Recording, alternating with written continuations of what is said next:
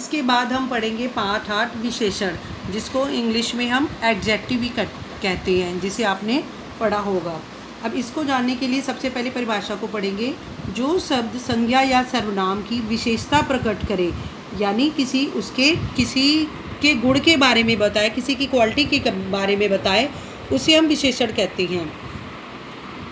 जैसे एक घना जंगल था, वहाँ से एक लंबी सड़क निकलती थी, वहाँ अनेक जंगली जानवर थे, जंगल में कुछ हरे पेड़ छायादार थे, गरीब लोग सूखी लकड़ी एकत्र करने हर दिन आया करते थे।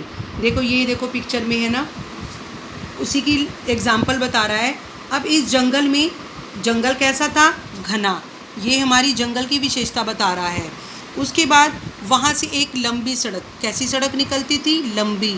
तो लंबी हमारी विशेषता बता रहा है जंगल की, तो इसलिए हमारा ये विशेषण हुआ। जंगली जानवर रहते थे, कैसे जानवर रहते थे? जंगली। तो जंगली हमारी क्या हुआ? विशेषण। उस जंगल में कुछ कैसे पेड़ थे? हरे छायादार। तो पेड़ थे लेकिन कैसे थे? हरे छायादार हमारे विशेषण में आते हैं। गरीब लोग, कौन से लोग सूखी लकड़ियाँ एकत्र करने जाते थे? गरीब लोग। तो ये गरीब और सूखी लकड़ी, और ये हर दिन जाते थे, ये सारी हमारी विशेषता बता रहे हैं, तो हमारी ये विशेषण हुआ। अब विशेषण के कितने भेद होते हैं? विशेषण के 4 भेद होते हैं। पहला गुणवाचक विशेषण, दूसरा संख्यावाचक विशेषण, तीसरा परिमाणवाचक विशेषण, चौथा संकेतवाचक या सार्वनामिक विशेषण। अब हम इसको सबसे पहले गुणवाचक विशेषण, इसके बारे में पढ़ेंगे। जो शब्द किसी व्यक्ति, वस्तु या स्थान के गुण, दोष, रंग, आकार, अवस्था और स्थान आदि को प्रकट करता है, उसे हम गुणवाचक विशेषण कहते हैं। अब जैसे ये किसी व्यक्ति के बारे में, उसके जो भी गुण है उसके अंदर, उसके बारे में बता रहा है। जैसे यह सुंदर लड़की है, यह लड़की कैसी है? सुंदर है। तो इसकी गुण में क्या हुआ? सुंदर लड़की। यह मीठा आम है, ये बच्चा आम खा रहा है, लेकिन आम कैसा है? मीठा। तो इसके गुण, आम के गुण में क्या हुआ? मीठा। ऐसे ही जैसे कोई बच्चा होशियार है, तो हम कहते हैं ना वह बच्चा बहुत होशियार है, तो बच्चा कैसा है पढ़ने में? होशियार। होशियार हमारी इसकी एक बच्चे की क्वालिटी दिखती है, जिसे हम विशेषण कहते हैं। अब इसमें कई है, देखो रंग में काला, नीला, पीला आ जाता है। गुणों में अच्छा, बुरा, सुंदर, मीठा, शरारती, नटखट, जो भी है, लंबा, गोल, तिकोना, ये सारे हमारे गुण, मतलब उनके गुणों के बारे में हमें एग्जाम्पल के द्वारा पता लगता है। अब दूसरा है संख्यावाचक विशेषण।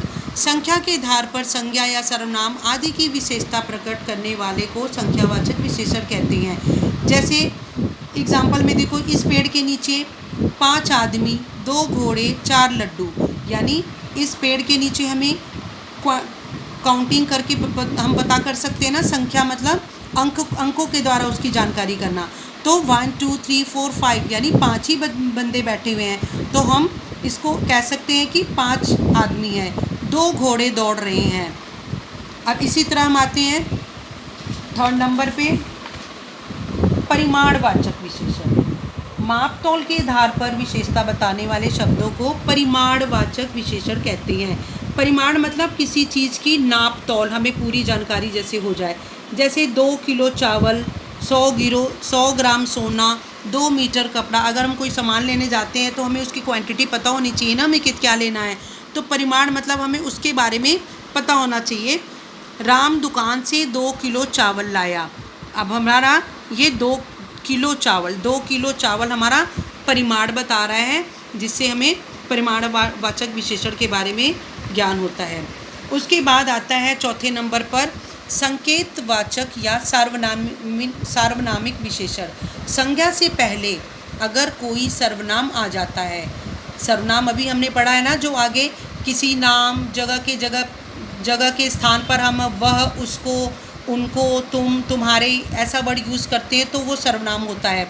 तो उस संज्ञा से पहले अगर कोई सर्वनाम शब्द आ जाता है, तो वह सर्वनाम शब्द संज्ञा की विशेषता बताने के कारण सार्वनामिक विशेषण बन जाता है। जैसे देखो, वह बालक सुंदर है। अब सर्वनाम में मतलब इस बालक का नाम इसे पता नहीं, तो उसकी जगह पे सर्वनाम कैसा है? सुंदर है। तो यहाँ पे ये दोनों चीज़ें हमारी संकेतवाचक सर्वनामिक विशेषण के रूप में बता रहा है। यह घोड़ा तेज है, यह घोड़ा तो है लेकिन यह, इस घोड़े को यह के रूप में सर्वनाम बता दिया, और तेज है, कैसा है, तेज है, तो तेज हमारा विशेषण के बारे में जानकारी दे रहा है। Thank you.